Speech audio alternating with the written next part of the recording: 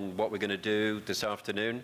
We're going to start with a formal presentation that's a bit of an, we didn't have time to put it in this morning, and that's Stephen Goodman talking about primarily automation of sample prep, and some of that I think will encroach on some of the things that Kirk talked about this morning with sample prep for volume EM. Kirk has more to say, 2 or 3 slides, 4 slides on volume EM, I think to introduce the community a bit more, and I can't remember what. How to decide which one to pick. Which one to pick, right. Then we propose the rest of the meeting is for open discussion, and that can be related to anything that you heard this morning from the talks, anything that you hear this afternoon. But there's one additional topic that I would really like to get people's feedback on, and let me just introduce that briefly so you can think about it while everything else is going on. It seems as though recently, independently at institutions, the idea of certification has come up. So for instance, graduate students, in my case, would learn to use electron microscopy. They would go to get a job somewhere else, and they would say, I learned EM at Purdue. And the employer would say, sure, why not? Let's go with that.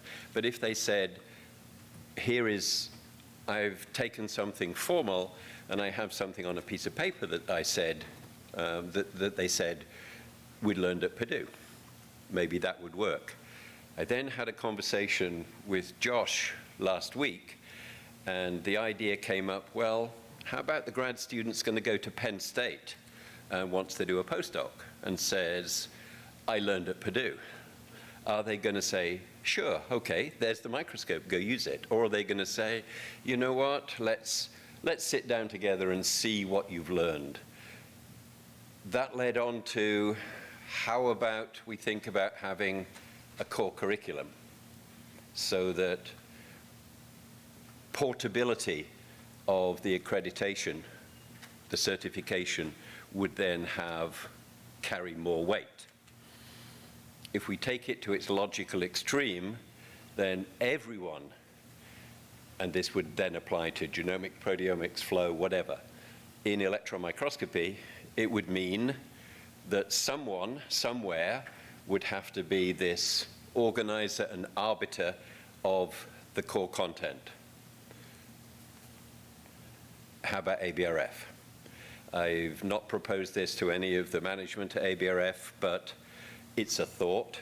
I know in electron microscopy there is a certification through the Microscopy Society of America. There is one, I think, remaining college that does electron microscopy as an associate's degree, San Joaquin Delta in California. Not everybody can go there and get certified, but I know Ashlyn, she may talk about it, may not, but is in the throes of putting something together for certification at Texas A&M.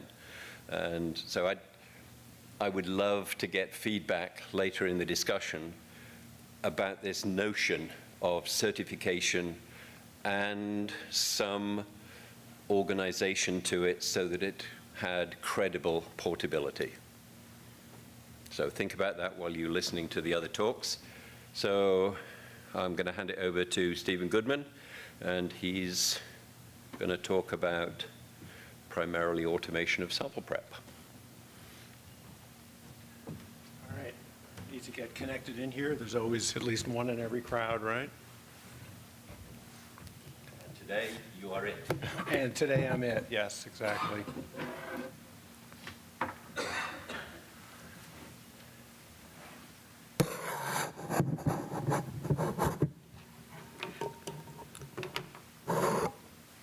And has the miracle happened?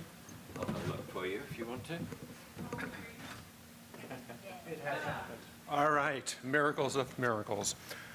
Thank you so much for the invitation to speak. As was suggested, I will talk about automation and sample prep for electron microscopy, but I also talk about non-automated methods with kind of a goal to provide an overview of what are the options for life science sample prep, and in particular chemical preparation. So I guess the title is Biospecimen EM Preparation Workflow is a working title here. So I thought I would give a little bit of background on myself, since not many of you know me.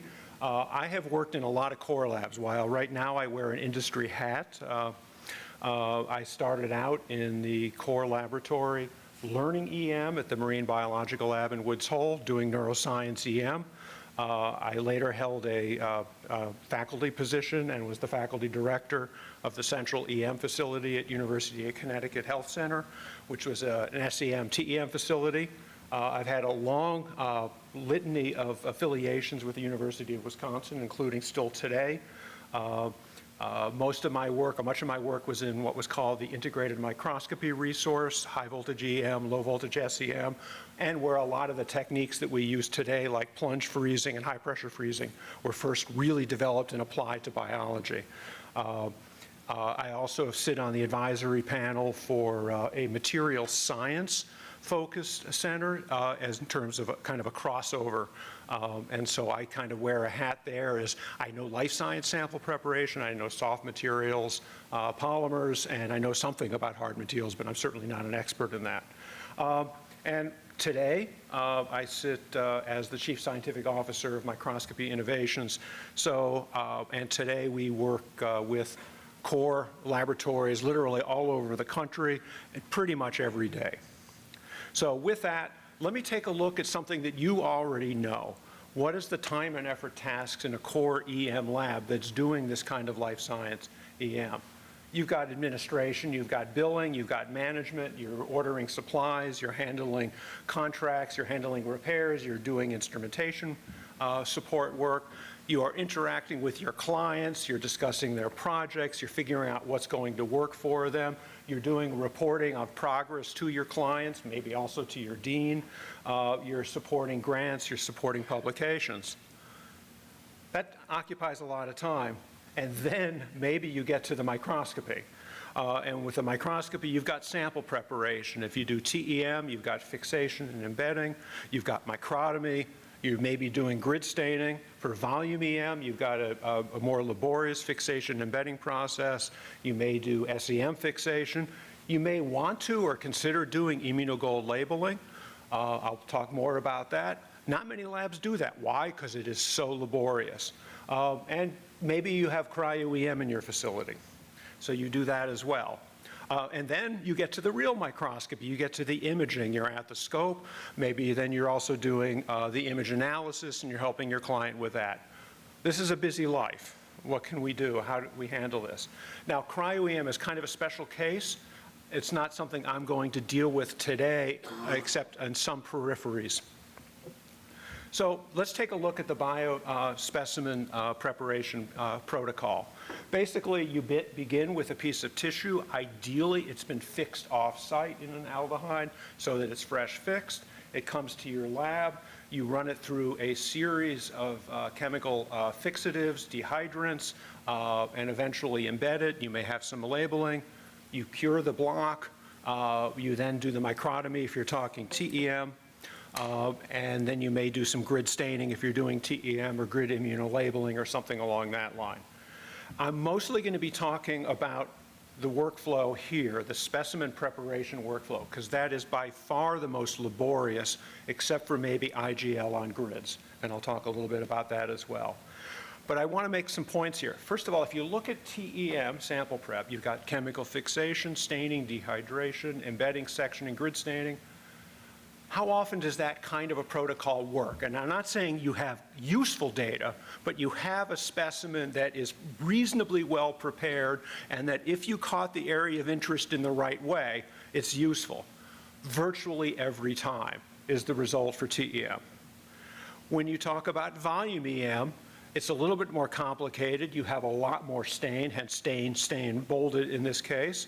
And you're preparing it for, and Kurt will be talking about this, different modes of volume EM, serial block face, array tomo, fib-sem, or even TEM. So the probability, again, of successful preparation, again, maybe not good data, but the possibility of getting data is virtually certain.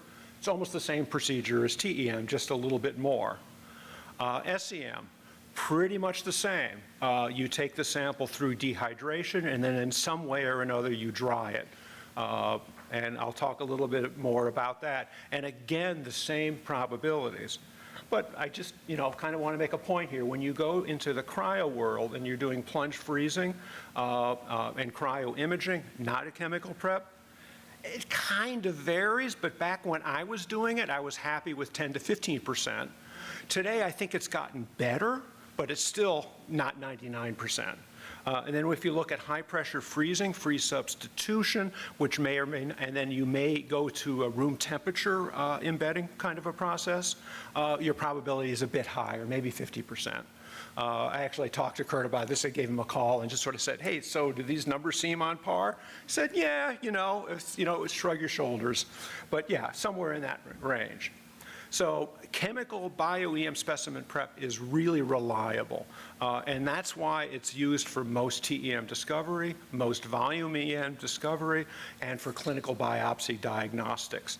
It's a reliable technique, and sometimes we forget that. So let's take a look at, again, at the time and effort in core EM labs. So let's look at what we do in terms of the sample preparation. We have manual preparation times, the time that you actually have, the job is actually finished, elapsed, versus the hands-on time, how much you are getting up to manipulate things at the fume hood with a Pasteur pipette. And for TEM fixation and embedding, it's typically 1.5 to 3 days, depending upon your protocol, and it's about 8 hours of hands-on time. If we look at volume EM fixation and through embedding, it's about 4 to 5 days in most protocols and about 13 hours of hands-on time. Of course, we can go up and down a little bit exactly in this. SCM process, 1 to 2 days, about 6 hours hands-on. Immunolabeling on grid takes a whole day, about 8 hours. I was at one lab where they actually had a 12-hour procedure, long day. And immunolabeling en bloc in the tissue takes about 2 days and about 13 hours of hands-on. And in the meantime, so you're manipulating, you're sitting down, you've got an hour, then you have to get up and do it again. It's hard to be very productive in a day like that. So there's an opportunity here to cut the personnel effort with more efficient sample preparation. And again, I'll put in a little caveat here.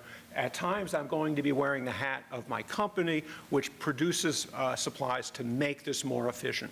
But I will show you other ones, and we can talk about the pluses and minuses and balances of them. And so with that, I come with the perspective of having worked in core labs and used core labs for many, many years. So let's take a look at the specimen prep methods available for TEM, volume EM, immunogold labeling, and SEM. So there's good old manual vial processing. There's microwave accelerated manual processing. There are carousel autoprocessors. And I'll talk more about each of these. There's a method that you may not all be familiar with, and that's using, again, my firm's products, which are MPrep specimen capsules and grid capsules that attach to a pipetting mechanism, here a pipette man, or they attach to our automated system that is maybe much more efficient. So let's take a look at the prep workflow for TEM, the manual vial prep workflow that I think most of you are familiar with and you already know. You can see there are a lot of individual steps. You've got a different reagent, you've got exchanges, you've got the time to address it.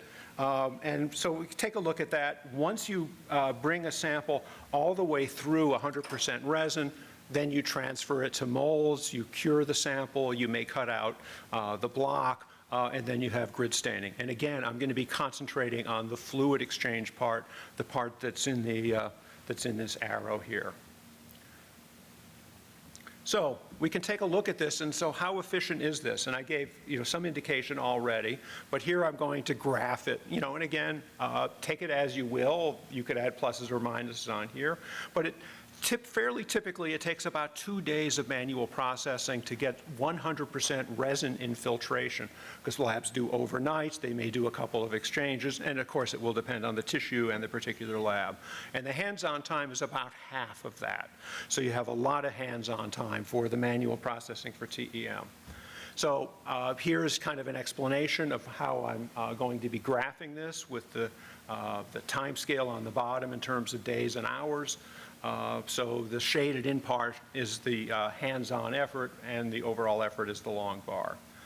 We can look at autoprocessors. These are widely used in clinical laboratories for very, very good reason, because they can process a lot of specimens identically overnight or while you're not actually doing something, and they're very, very good, but they have their limitations as well.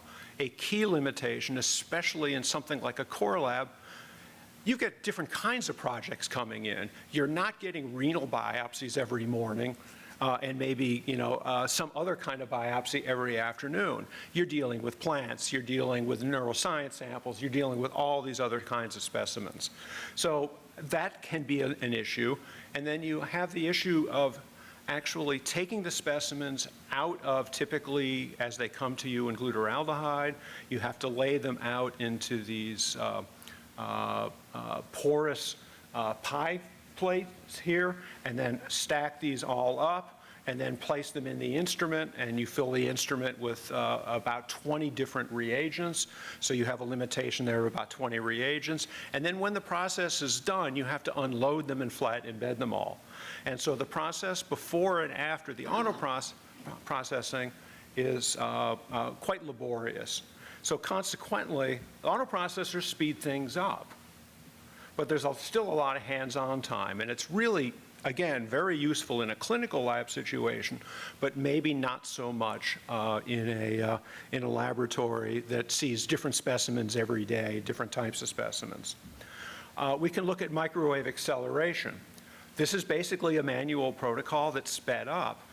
You follow the same protocols. I've got some sample times here so you can see kind of what it looks like. So instead of 15 minutes, it's sometimes 30 seconds or a minute, and it greatly speeds this up. But every time you make a reagent exchange, you have to take that vial, put it in the microwave, turn the microwave on to do the excitation to increase the diffusion of the reagent into and out of your specimen, and it's a diffusion limited process, and then you have to take it out and start over again with the next reagent. So consequently, you're standing there with your pipette at the microwave, frantically feeding the microwave oven with all of these reagent exchanges, and then you flat embed or some kind of embed. So we can look at the speed, and the speed is really fast.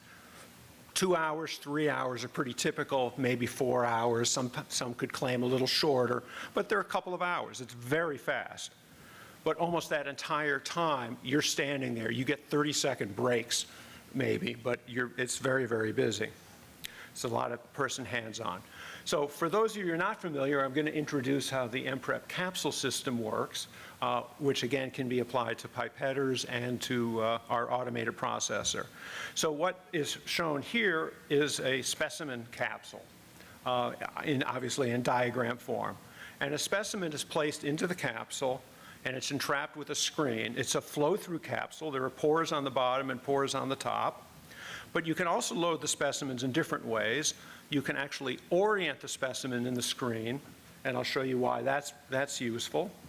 Or you can load multiple specimens in a capsule and entrap them with another capsule. So you can stack up multiple capsules to do this entrapment. You then connect this capsule, entrapping the specimen, to a pipetter, automated or manual, and you pull in the solution. And as the kind of vertically striped bars, I'm not sure it's showing up well that way. It's a little hard to see. There is directed flow, parallel directed flow to drive diffusion into the specimens, into and out of the specimen. And also, after you dispense the reagent from the capsule, there's almost zero carryover. So consequently, the processing can be very, very fast. So you can do this with a multi-channel pipetter. And if you do it with a multi-channel pipetter, and you use a 96-well plate to draw your reagents from, each channel can see a different reagent. So you can do different concentration gradients, different antibodies, different controls, different resins, whatever it is that you seek to do. Or you can use a 12-well plate, and every capsule sees the same reagent. And you can mix and match these as you need. There are two ways you can do your embedding options. So one way is that you embed directly inside the capsule, and you can have the specimen oriented, and that's diagrammatically shown here, and you can literally place the capsule right in the microtome chuck and cut your sections through it, and we have a close-up photo of that occurring in this particular one. Or if you're processing multiple specimens in a capsule, you simply remove the specimens, remove the top capsule, and then flat embed or embed however you like in beam capsules or such. So you have two options in here. So we can look at the efficiency of this, and we can add it to the list. So we have the manual pipetter. It's about as fast as the autoprocessors. It's a little bit more hands-on, but you can actually speed things up even more if you want to do a lot of pressing your thumb down, but that means you can speed it up, but it's more hands-on. So, you know, it's your choice.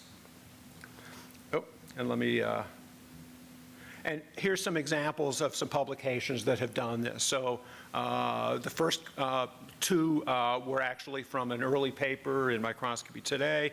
The most recent two, one of them is from the Mass Eye and Ear doing retina, and they do retina in this way, Phil Seifert's lab, and this other one was a project that we did with funding from the U.S. Army and Infectious Diseases during, guess what, the pandemic, and so we have SARS-CoV infection in a mouse model that I worked with a veterinary pathologist, infectious disease expert, Jorge Acerio. So these work. And so we can look at what the efficiencies are, but as I explained in here, you've seen that with the manual pipetter in here. But now, what if you automate the processing? With the ASP, it's as fast as microwave. It's the same thing, but we're delivering the reagents much more efficiently and much more often. So instead of your thumb doing this, your machine does that. And so here's some examples of that kind of sample preparation. And so we see here, again, we're talking about TEM. So we have University of Alabama Medical Center's Core EM lab, Chip Dye's lab at NIH that does neuroscience. This was a 45-minute long preparation of nerve. So we had full infiltration, full osmium staining in 45 minutes from when the sample was loaded onto the ASP after it had been glutaraldehyde fixed and to when the block was ready to be cured. And then I have a couple of other examples in here from a clinical biopsy. And the clinical work was done at ABRF, one of the larger clinical diagnostic laboratories in the country in Salt Lake City, and they will process up to 128 specimens at a time every day on the ASP. So let me now step into immunogold labeling and just touch on that a little bit. So we have pre-embedding, post-embedding. I think you're familiar with that, and as stated in here, it's an extremely laborious technique. And you can see the number of steps are about 49 for pre-embedding, and 34, that's 34 times you're moving the specimen, changing the reagent. And we can look at the efficiency of this manually. It's a couple of day process, and it's tremendously hand-on, as I already mentioned. With the automated processor for pre-embedding and post-embedding, we see that here are some examples from University of Maryland, Baltimore. So it's much less hands-on and not much faster, but much less hands-on. And then now I want to look at volume EM. That's also an extremely laborious protocol. as we take it through there, and there's the whole specimen mounting and such, which I won't be discussing in here. The manual step works. That's the way most labs do it. These kinds of carousel processors and microwaves can't do it. They're just simply not capable. They don't have enough reagents. There's too much volume. You can do them with the manual pipettes, and you can do them with the automated system. And let's take a little look at, so again, manual is very long and tremendously hands-on with the ASP. Typically, anywhere between 5 and 8 hours to do the sample preparation with much less hands-on, about an hour of hands-on. And so here's some examples here from Cleveland Clinic. Cleveland Clinic uses about an 8-hour protocol. OHSU published this in Methods in Cell Biology. Theirs was a 5-hour protocol, and the plenary samples from the Stowers Institute were about an 8-hour protocol. And finally, as the last one, I want to take a look at SEM. I was asked to cover that. And again, we can still do this kind of processing. And there's one of the advantages that the specimens can be oriented in the capsule and then not touched throughout the processing. And that's extremely useful if you're doing SEM, because you want to look at the surface, so you don't want to bounce the surface around as you're changing the reagent. So that's another application in here. So we can look at all of these methods, cumulative hands-on effort and typical duration. And we can see we have a lot of method options for TEM. We're very limited. We have manual vials, we have manual MPrep capsules, and we have, of course, the ASP system. So to summarize, again, what you know, working in these core labs are very busy, demanding. Many of your tasks are not microscopy. Specimen preparation is very time-consuming, and that's an opportunity where you can automate this or improve this to ease your workload, save dollars, labor, increase your billing dollars, and increase safety, because with automation, you're not exposing yourself to the toxic reagents nearly as much. And again, I'll put on the company hat here, and the purpose-built system allows you to do that better. So with that, I'm just going to conclude with a couple of acknowledgments. Customers and collaborators, I've showed a bunch of images from a lot of different laboratories here. I think I've got most of them listed here, and we work with laboratories all over, and many of them we also work very strongly in collaborative things. So I have to thank our customers for working with us, especially at the early days when we were just a startup. So with that, I'll take questions or however we're doing this. Thanks, Stephen. I think we'll have Kirk go through his slides about how to choose volume EM, because I think that we'll see. There may be some question about sample prep as regards to the way that preparation is going to go. So let's save the questions, and then we can launch into those after Kirk's finished. All right, it shouldn't be too long. I don't know if I have to hit. Oh, cool. Okay. All right, I'm just going to make a comment as I'm trying to remember with the floodlights in the room this morning. I couldn't really see the audience, but it looks like there's a few folks who weren't there. So I'm just going to take 1 minute to explain the volume EM techniques for your benefit. So number one, in the upper left-hand side is a technique called array tomography. And that's where you'll take a TEM block and section it into serial sections or ribbons, and typically we'll put it on a hard substrate, okay?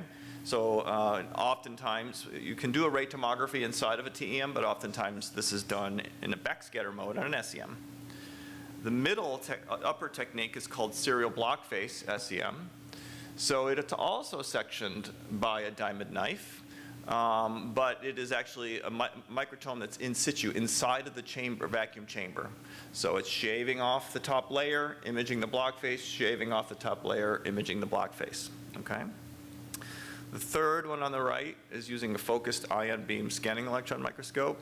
And here, rather than using a physical knife, you're using an ion beam of some sort to actually thin away very, very thin layers, and again, image the block face, mill thin layers, image the block face.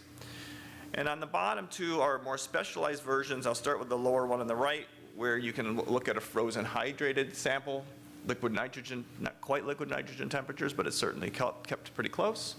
And then you're actually looking at a sample that oftentimes doesn't have any chemical treatment, which is a little bit what Stephen was alluding to. And then if you really got a lot of bucks and you're working with mouse brains and things like this, you can do multi-beam array tomography. These are actually done on semiconductor wafers with sections, but you can do much larger formats so that when you have to do bulk tissues, it's probably the most affordable way to go. So this is really a common question I get. So which volume EM approach do I need? And the first question I typically ask is, what is your scientific question? If you're trying to look at synapses in a brain which have a tortuous, large, three-dimensional pathway, I would steer you in one direction. If you're trying to rebuild mitochondria in a few cells, I might steer you in another direction. But one of the things you should think about is the actual sample geometry that can be imaged. So on the lower left, you actually see this ultramicrotome. So the lowest cost volume EM technique for a scanning electron microscope is array tomography. If your SEM has a backscatter detector and you have the software from your vendor, most modern field emission SEMs and some tungsten-based systems can do that technique, okay? Now if you think about this, and I have a reference up here, if you look at a TEM grid, they're about 3 millimeters in diameter, and sometimes they can fit a few dozen sections on there at a given time. So you can kind of get a sense that that's small organelles, suborganelles, and so forth. If you move to array tomography in an SEM, I often will use a cover slip. In a cover slip, I can actually pick up hundreds of sections, depending on how skilled you are. I think I was talking to someone a little earlier today that they haven't figured out how to get hundreds of ribbons, but you know, it takes practice. And they can be quite dense. And the nice thing about a cover slip is you can use them on your light microscope. So you can do fluorescence imaging and do correlative microscopy quite nicely with array tomography. And again, if you have an ultramicrotome somewhere in your institution, you could use that approach, okay? There is another technique that's a high-end version of an ultramicrotome, and it's called the atomtome. And this is actually like an automated system. It can do tens of thousands of sections that are picked up on a polymer ribbon, kind of like a reel from your movie theater. The sections get picked up in the boat in an automated way, and they get dried down, and you will put them onto ribbons, onto the semiconductor. Now it's a wafer, 4-inch. They can use larger wafers. Think about that for a second, and this is the other reason I mentioned. This is what the people who are using the connectome are using oftentimes when they have to do large chunks of a mouse brain. So I have a diamond knife that's about 1 centimeter in diameter. Keep that in mind, 1 centimeter in diameter. I don't usually push it all the way to that limit, but the point is you can do much larger sections. They can be archived, and those are for large areas, and that's also ideal for a multi-SEM, although it can be used on a traditional SEM if you have the right stage. Then we have the in situ microsome. And so most of those in situ microtomes, you're actually working with a sample on a small pin of about 1 millimeter, okay? So think about your biology. If your biology is cellular or subcellular or, you know, a few, you know, small tissues, that's a really, really nice choice. If it's big, bulky samples, you can go with array tomography. And then the third option is the focused ion beam. And to be honest with you, one of the drivers for the focused ion beam is that you can put larger samples on it, but you can only mill relatively small areas. Generally a few tens of microns, 50 microns, 100 microns max, typically. Although you can do things like spin milling and do larger areas. But the ion beam's a little different. It's not like a diamond knife. If you think about a diamond knife, it can move a large area within seconds. The ion beam is sweeping back and forth a little more slowly. Just wanted to give you that mental picture on it, okay? Now, I actually put this slide together to actually say, with the Venn diagram, you can actually do a lot of what you want to do on most of them, okay? So I just wanted to keep this in mind. I have a FibSem in my lab, but I can do array tomography on my FibSem. I just have to put it down, put it in backscatter mode, and I can get both of those. In fact, most FibSems could be adapted to that quite easily, okay? And I put this diagram to try to say, okay, depends on what I'm doing. So if you're thinking about array tomography, I have this little cartoon. Again, I'm trying to find my mouse on here somewhere since I don't have a laser pointer that can turn angles. You see it? Oh, there it is. Okay, cool. All right, thank you very much for that guidance. Okay.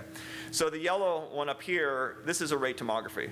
So benefits is it's archivable. What I didn't mention is, well, I did mention is that you can put it on a cover slip and then you can actually do it for correlative quite nicely.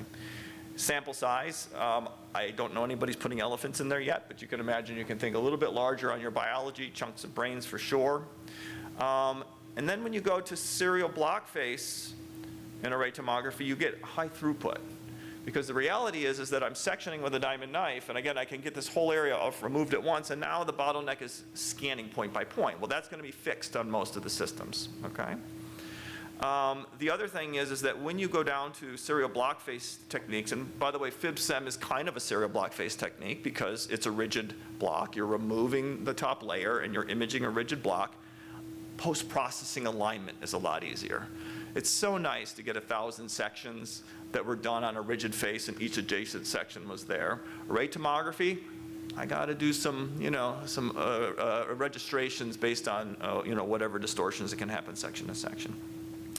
So generally, you can get quicker post-processing to result. The other thing about the FibSem is you can get isotropic resolution.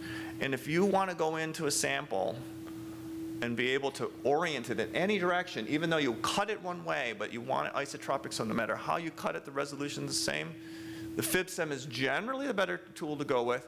However, if you do serial block face and you lower your XY, and you don't need to see 50 nanometer resolution in XY, you don't need to see 2 nanometer in XY, you can kind of match it up and do some isotropic with that as well. It depends on what you're trying to do. And then finally, we talked about it a teeny bit. The FibSem is really, really, really good with hard samples that you can't cut with a knife without trashing it. And to be honest with you, one of the reasons why, and I'm in a plant center, we have a lot of plant-soil microbe interactions, and I just can't cut sand with a diamond. So the idea is that I'm going to use this ion beam, embed them in resin, get all of the serial block face advantages that you might get, but I can use the ion beam to cut through these and be able to see how these things are all interacting in the environment. Okay, now, since I know there was a couple folks that weren't here, I'm going to say it one more time.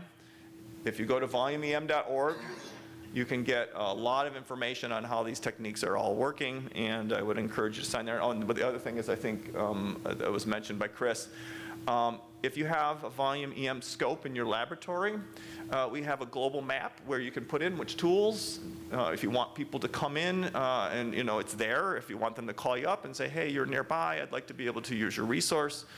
But I think the main thing I want to tell you is that most experiments can be done, but I'm not going to be doing mouse brain with my FibSem, for example, and I'm not going to do suborganelle imaging with array tomography quite as nicely, but you can do it, okay? It just depends on what you need to see, okay? All right, that's it for now, and I think we'll go into the general questions. Thanks. So actually we have, and I must get, I had forgotten stroke not paid attention that we, as part of our session, we acknowledge the support of our vendors by having them do a lightning talk. If you want to step up and present that now, I think that would be good timing. So, and we will move on after the presentation. So if you, there was a computer, is it this one? Yeah. Okay. hopefully it's on there. Yeah, I think they set it up already, maybe? I'm not sure. Excellent.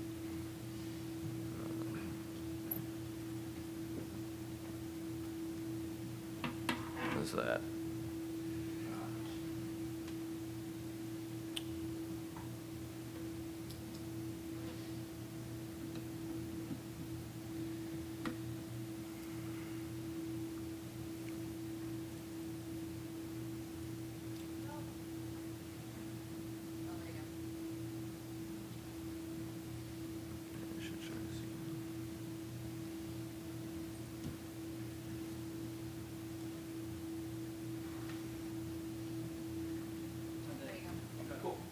All right, so my name is Bradley Gilliams. I'm a PhD candidate at Colorado State University.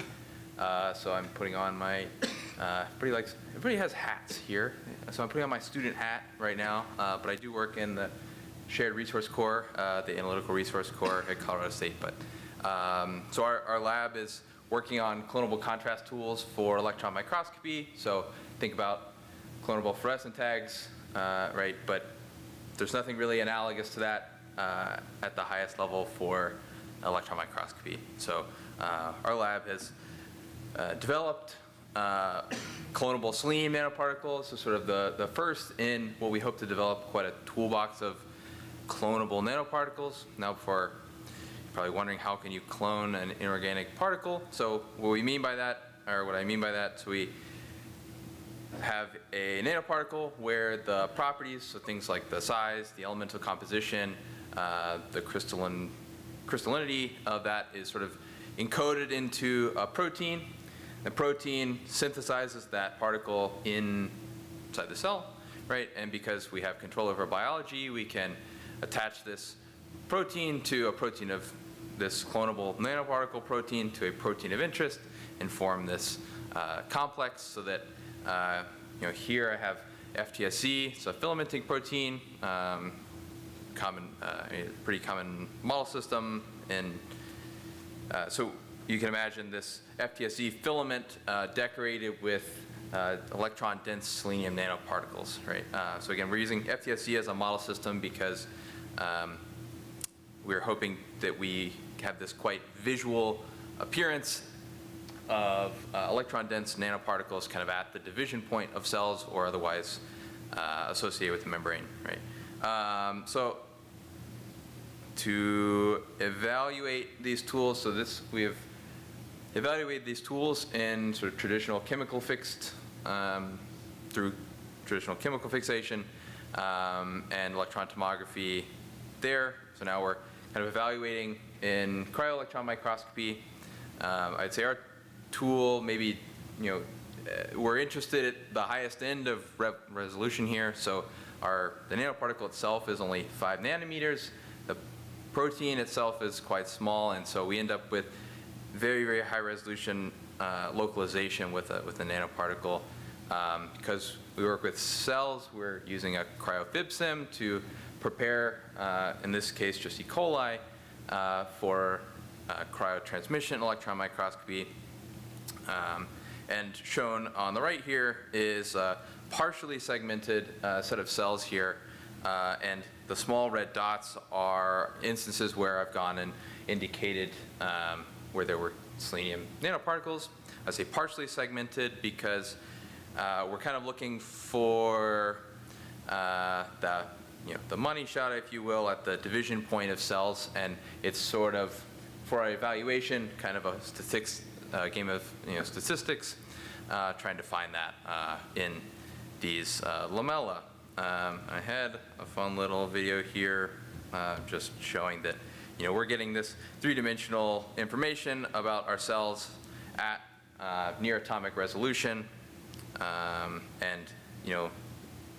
we're attaching our electron-dense thing to something that is otherwise not easy to see in the electron microscope. The last thing I'll say, these are our clonable nanoparticles based on an amorphous selenium nanoparticle, so there's no crystallinity there, but we can convert these to crystalline, either zinc selenide or cadmium selenide quantum dots, so they both fluoresce and are electron dense, and we can use them for sort of have one tag that can be used in multiple imaging modalities. So yeah, thank you.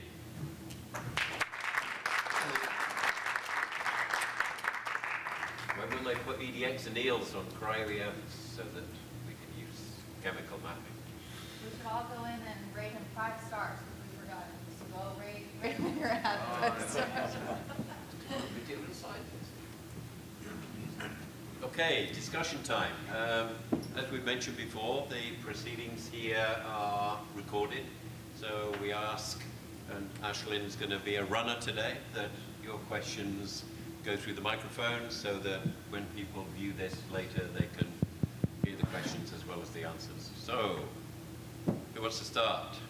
Anything and everything that we've heard about today is fair game, as well as anything else you can think of. Oh, you knew. Picking it up. So I'm curious about this topic of having training and certification and ways to bring people up to speed in terms of what their knowledge is and whatever it is. Is it electron microscopy? Is it light microscopy? Is this on? I don't know. Yep. Okay. So that's great. I think probably everyone would agree that we need something like this because so many people don't have a way to develop these skills, and I think there used to be more places that gave training, but now there's only the one college. The one thing I'm sort of curious on how this could parse out, and I don't want to be the naysayer, the no person. I always hate that person. So I don't want to be seen as that person. But what I am curious about understanding is there are so many different things, different ways of imaging that can be done with, for example, an SEM. And we will find, like, in the instances where we can train people who want to work on the SEM, they will become quite good at one particular kind of imaging strategy. And it's completely different than perhaps another user who's still using the same tool, but is imaging a different kind of sample, so they're using different strategies.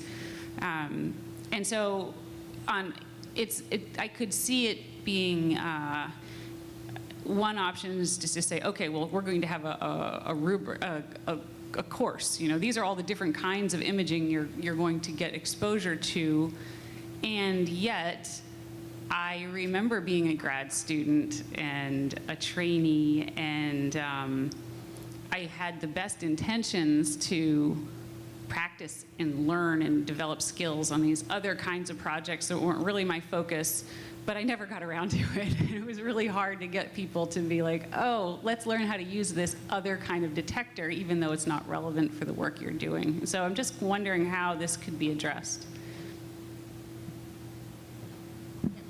So before you answer, let me suggest something that, as far as I know, about 15 minutes ago was when this idea was first floated, and it is literally that. It has emerged from discussions among some core directors, one on my left here, which is how do we accept people who've been trained elsewhere? It might be that the community says, well, that's a great idea, but it's never going to work. We'll just keep doing what we're doing. And that would satisfy floating the idea, I think. If I had a personal preference, I'd like the community to come up with some positive suggestions as to how we could do it.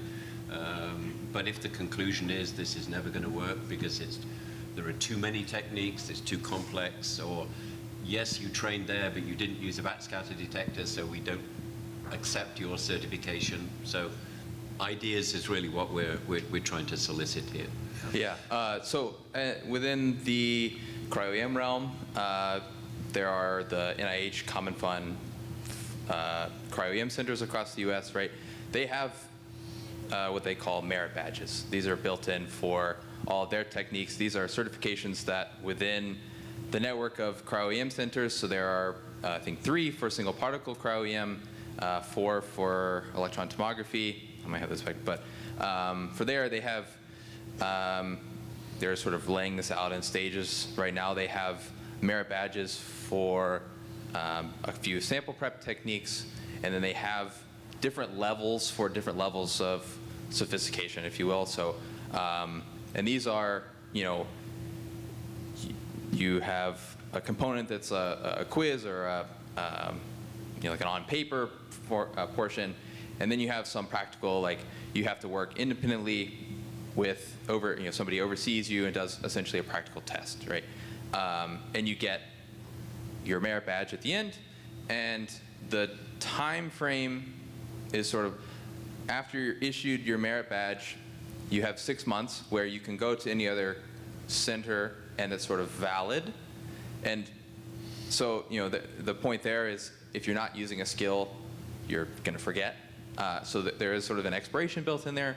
But the way they're handling like these different workflows is like you can get trained in single particle cryo-EM using Thermo Fisher software. And then you bring in your sample and you can use, you know, the VitraBot to prepare your sample. You can clip your grids, you can put into the microscope. Each of these steps has its own merit badge. You can then do your imaging unsupervised for that workflow. And then if you have a different workflow, you want to use serial EM to do something else, that has a totally different certification. And I'd say the benefit of the NIH Common Fund centers is they are all funded by the same grant, ultimately, you know, sort of, or a series of grants, right? But I would say that then they have a website, NIH Common Fund, they have a section on merit badges, and I highly recommend that, I guess, the community here check that out. I think they've done quite an elegant job. I have a few merit badges myself, and if you know, they're going to expire here in maybe August or September, but until then, you know, I can go. They know that I have, you know, I can use these things in a safe way, and if I want to learn more, I can get that training and get that. So Perhaps someone can educate me about the number of people at the national cryo centers who actually perform the tasks themselves. My understanding is a lot of it is not quite, you know, send your samples, we'll send you data. To put this, so I'm just thinking about context. My facility at Purdue has 500 graduate students per year using electron microscopes. And I'm not sure that model would scale up to the kind of thing that I'm doing, and I'm just only one lab. He's got 500 people as well, and so it is. I don't want to reinvent. I'm not saying why. I'm saying I'm retiring. You know, this is my contribution to the future. But it is. How do we make something that is scalable and useful? And it would certainly not be my intention to reinvent the wheel. If there is a platform available, like the merit badges, that could be utilized elsewhere, absolutely, I'm all for it. There's no point competing. Go ahead. I was going to say, I think, but back to the sort of the original question is, I mean, in some sense, it's like, what is the value of this beyond just sort of curiosity? I mean, we might all want to say that, like, oh, we're just curious, we want to learn stuff, and then like reality strikes, and it's just like, oh, I'm going to go to 6 sessions here today, and then I get, you know, 4 dumpster fires in my inbox, and I'm like, well, I guess I'm going to do my email for an hour and a half this afternoon. And so we haven't done a systematic job of like trying to define the case for what's essentially a brand new credential in some way. It's like, we don't want to invent some thumbs up thing on LinkedIn. It's like, oh, gee whiz, look, Josh got the thumbs up for SEM. We had actually tried and failed to have an internal seed grant funded at the university that was actually all about the market analysis for this. And for us, we were really focused on like larger materials companies. And some semiconductor companies. So it's just sort of a little ironic that we were trying to get funded to do workforce development like 7 years ago, and people were like, oh, this is a terrible idea.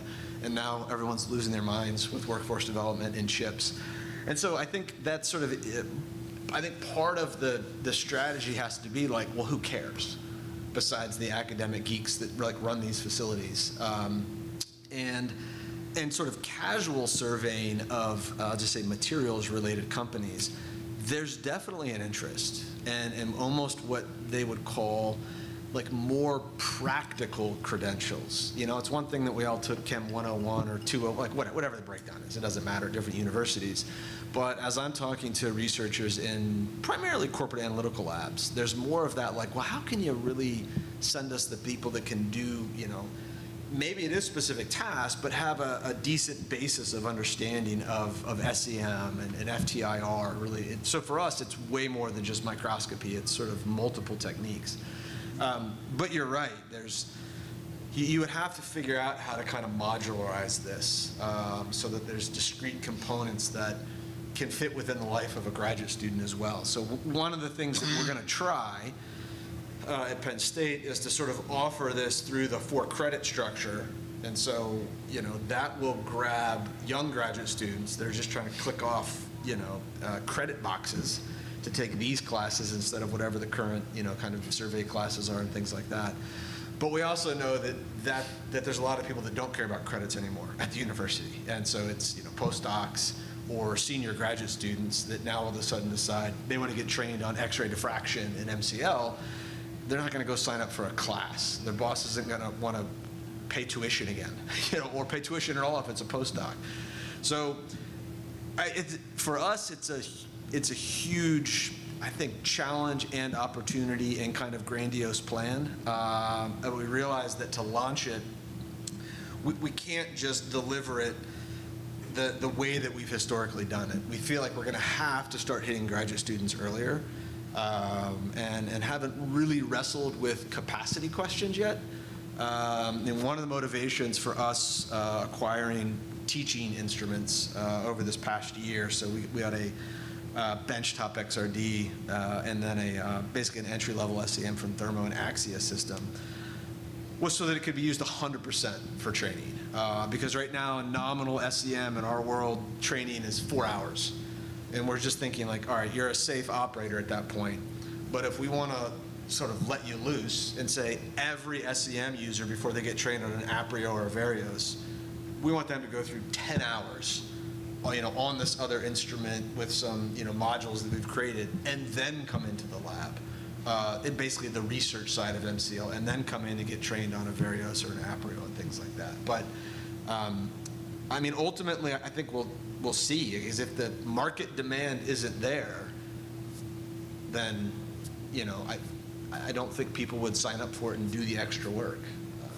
Perhaps I can persuade Ashlyn to Yeah, speak. let me just real fast. So one thing, so we're, and you, there are hands, you can pass that around if you want. We're not to the point of me being able to tell you that we've successfully done a certification course, but one thing that we have done successfully that people are asking for and that's going really well is some basics, and we're calling them short courses. So we have a basic fluorescent microscopy course, because at the Microscopy Imaging Center, we've got optical, we've got electron, and SEM and TM. So we've done a basics in fluorescence course. It's a 1-day course where you hear lectures all day, and then you get to bring a sample. So these are people that have never used our facility before typically. You get to bring a sample, and we'll, if it's reasonable, try it with you on the instrument. Usually that's like another afternoon. And the whole thing is one flat fee. And PIs are like, excuse me, what? We're over here in maybe psychology. I'm sending all my students, because we want to get into that field, and that's not even my area of expertise. So I'm just going to go send some students to learn the basics, and then that gets them, so then if they want to be trained, they're one training closer, right? Because we do 3 trainings. So that basically covers the one for people that they've never seen it. We've done another one in SEM, and that went so well that we've got industry that's reached out and said, hey, we heard about this thing. We're a small startup company. We're sending all of our people to come hear the basics of this, because we want them to be a user of your facility, but we don't even know what that is, right? And so, in fact, like, I had a random police department reach out and say, can we send our forensics team to learn? Anyway, so this has become popular, and the only thing we give them at the end, and this is where it's like, it's a thumbs up on LinkedIn, is a piece of paper that says, you are certified. But it means something to them, clearly, because it's generated a lot of interest. I mean, they're asking, we did it last winter. It was the first time we did it. And companies have started to email to say, will you do it again this December? We're building it into our budget. And so I think it's a good idea. I don't think that it doesn't get you the hands-on anything. But we also have another facility at A&M, the Materials Characterization Facility, and that basics of SEM gets you one training closer there too. So like, it's a good bang for your buck for people that don't even know what this is yet, I guess. So I'm going to start passing. Part of the discussion, really to stimulate the discussion, is how much do I trust Ashlyn's people who've been through her course? And so that's where the conversation led to, should we be thinking about something that I still think there should be lots of flexibility for individual organizations, but I'll just pull a number out the air. 80% should be core curriculum. The other 20% can be whatever you particularly like doing at your institution and ways that you want to do things. But it's the portability of the accreditation. How do we make it, as Josh said, what's the use of this? How useful is it to have a certification? Hi, Joshua Strauss, UNC Chapel Hill. I'm kind of an outsider to this because I do cryo-EM, but I've worked in labs that do conventional TEM, and I have very high respect for people who do good at it. And as an art, I think the accreditations are wonderful. A lot of the people who do conventional TM at places I work at have like the M&M accreditations. I think having, making sure there's not overlap or maybe would be critical. But I could see it being very, very useful for someone who's doing a lot of like routine EM as like the base of the core curriculum, and maybe some of the more advanced stuff could be more like outside of it.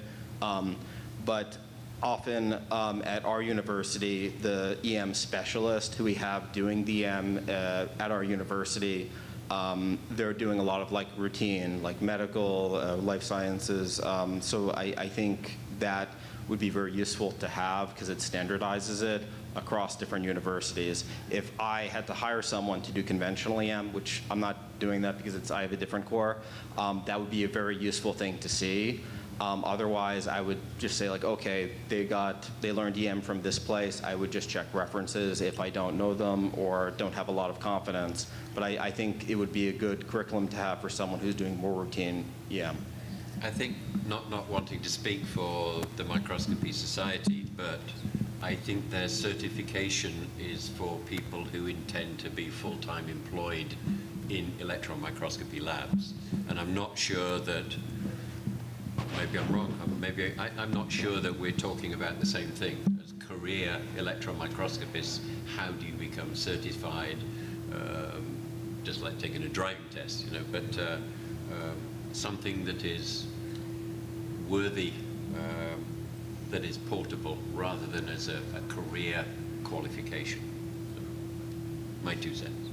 Yeah, I'm Natalie, I'm with Thermo Fisher, and I've been working with a customer to potentially build another San Joaquin Delta specifically for life science, electron microscopy, maybe into materials. I'm a life scientist by training, so of course that's what I would like to focus on. But I think I definitely welcome feedback on this program because I think it's really important and essential that we build a workforce specifically in electron microscopy and give opportunity to students. But this program will be pretty much an associate's program. So is an associate's program enough? Because we talk about graduate students a lot of the time, but graduate students may want to go, become a PI, go into pharma, biotech, and build up their career. But I think it's important we think about electron microscopy as more of a trade in some sense. Someone who could come in, run an SEM for a very long time, and think of that as a career. So I welcome feedback for this program because it's really important. It's something I'm really passionate about, and I want to build out that program because it will be in the Midwest, which is where I'm based. Yeah, so I'm from Florida State University Biophysics Structural Biology program.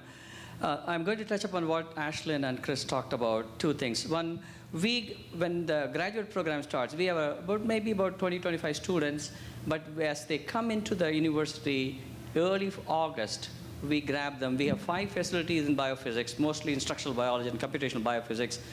They go through 3 weeks of hands-on training. Is a colleague of mine here, Peter, who does CD and things like that. They spend 4 hours in the morning with me as crystallization. The afternoon, they spend 4 hours with him. The next day, they go to a protein expression facility. The next day, they go to the 4 hours with the computer coding. Then they go to the mass spec, then go to cryo-EM. They spend 4 hours. There's not a lot of time, but in about 3 weeks, they at least have an idea of what these facilities do, what the instruments do. And that is what we call this a boot camp. Like Ashlyn talked about, there are a lot of private companies that are interested in it. But like Krista and the other person, I did not know his name, it cannot be scaled, right? You can only handle so many people, right? Even if I do 3 batches of students, the maximum capacity would be 15–20%. But there is a possibility there. The important feedback we get from the PIs is the graduate students, postdocs who come there, they at least know what these techniques and what these facilities provide to them even before, especially for a graduate student, even before they begin their graduate career. Some of them are so thankful to us. Hey, this guy's program sucks. I'm not going to never be a crystallographer because it's so hard for me. At least it eliminates me being their enemy, right? And the advantage for us is definitely we have to do a specialized training. But at least, as you said, we already done one program with them. We select very, very simple 3-week projects, which are funded by our department. And then that is the kind of training we do. I think it's very popular. A lot of other department wants to do, but like said, what Chris said, it's difficult to scale.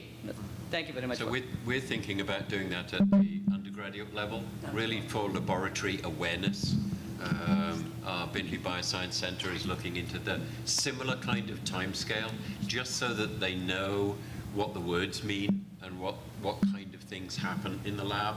So it's, yeah, I mean, there are just so many variants on the theme. There always is a retraining in the get back too. Like, even if you do those 3 weeks, they're not going to be experts. Right, and that's quite different from someone who has spent 3 years of their life using EM every day and wanting to go into it as a career.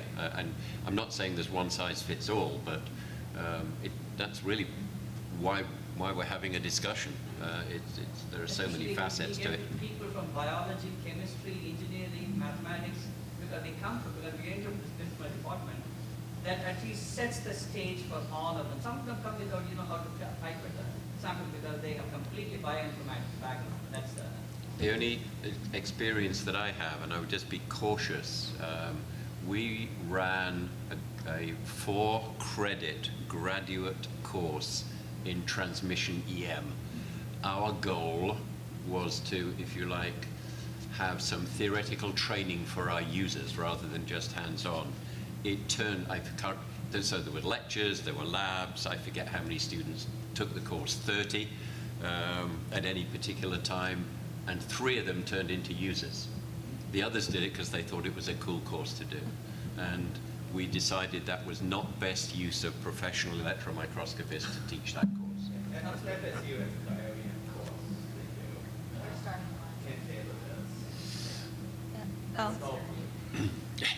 Hi, I'm from Cold Spring Harbor Laboratory, so I kind of want to advertise every year we do have a cryo-EM course in March. And also we have a light microscopy course in April. But I kind of can see the practical side of the light microscopy courses because it's easier to arrange demo instrument, but EM is just so much more difficult to have a demo instrument, and every instrument has its own niche and specialty. So, and again, the 3-week courses is kind of theoretical, general. How much hands-on is hard to say. So, but I would love to have courses like with vendors, thermometers that really focus on technical details to train the future EM expertise on specific sample prep and instrument operation. And then we can get a certificate out of that courses. That would be wonderful. Yeah. I mean, I think typically, if you were to ask around, I think Cold Spring Harbor courses, Lehigh, they all have that reputation already. It must be, if someone has been to the Lehigh course for electron microscopy, they have learned something that's useful and that they could translate into working in my lab, for example. But so how do we duplicate that for every, I think, just to put this, my thinking into context, and it was really, is ABRF an appropriate arbiter of this core technology? So once we leave this room, what do genomics people think about training their people and their students who use it? What about proteomics and flow? Is there a bigger certification program that ABRF might get involved with as part of this discussion? So we, I think, are very specifically talking about electron microscopy, talking about scaling. Could it scale up to every biological, just go for broke, every biological lab in the world has core content and people come out of it with a set of skills.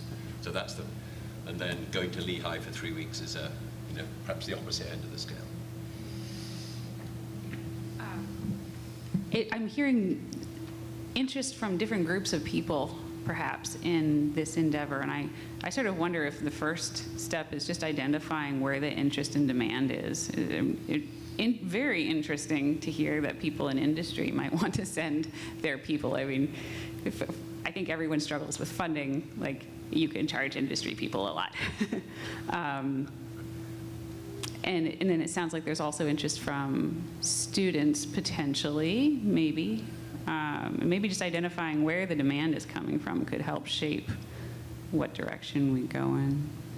I mean, I've certainly had graduate students who have asked me, is there any kind of certification program that is portable that I can go and tell people?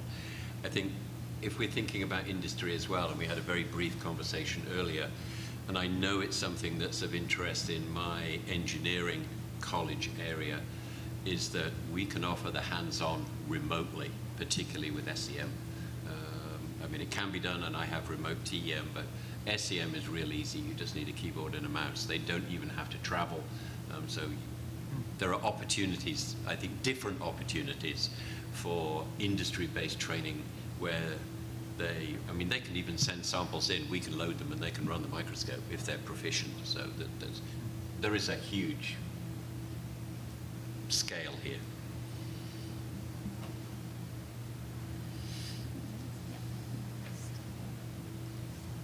This isn't really on the exact idea of certification, but the idea of in your graduate career, if you're doing electron microscopy, you might become an expert in a very niche area, and becoming an expert in EM means learning all sorts of other samples and sample prep and stuff like that. So in a more like community, local, low-hanging fruit idea, I've just been thinking about connecting back in with students that I train on our SEM or XPS. You know, I see them at the beginning, and I don't see them so much later. And having like an XPS user interest group at CSU and being like, okay, analysis is really hard. Let's like bring all the people who are doing XPS at CSU together and have like, you know, share what you're struggling with, or journal club, or an opportunity to present your work to other people also doing XPS but aren't in your same research group or even your department. And that way you're developing the workforce by like exposing one another to people outside of their built-in bubbles, and learning more without it being an official accreditation, sort of just something I've been thinking about. I mean, I think Josh has said it a few times, but we've replaced nano in sentences for applying for money now with workforce development. So to some extent, excuse me, we're jumping on a bandwagon here. It seems as though all of higher ed is now turning their attention to employability of students, and is there something that we can help with that? So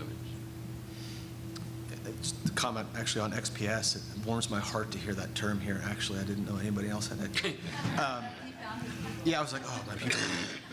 So typically, once a year, the surface science group in our lab, they usually run like a series of like, I don't know, like 2-hour like working lunches, and they invite the entire XPS user group, which is pretty large at Penn State, given the diversity of stuff that we have going on. And I think what's nice about that is it provides sort of natural overlap. Well, excuse me.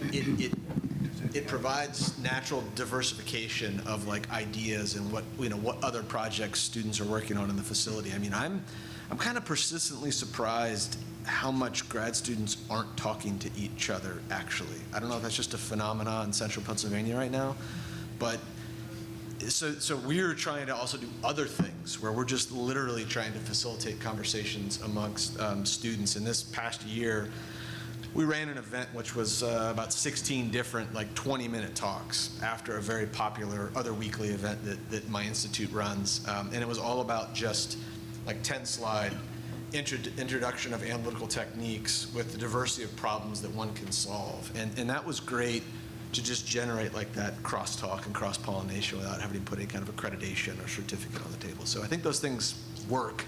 I just find it's a lot of energy to get people together these days. And no one reads email either, so it's very complicated.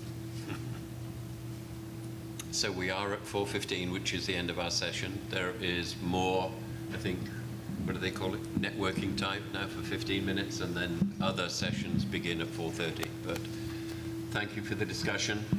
Our names are everywhere. If you have ideas subsequently and want to throw something out there, the panelists, I'm sure, will be more than happy to receive questions and comments. Otherwise, thank you for your attendance.